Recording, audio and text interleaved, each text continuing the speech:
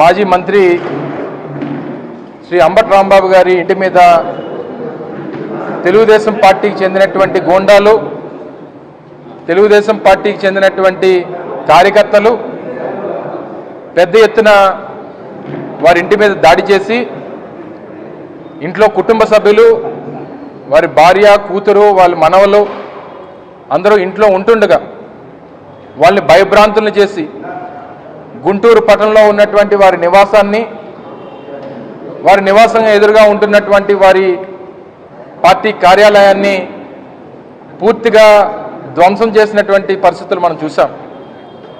తద్వారా ఈరోజు మనకు మరొకసారి ఈ రాష్ట్రంలో జంగిల్ రాజ్ ప్రభుత్వం తాలూకా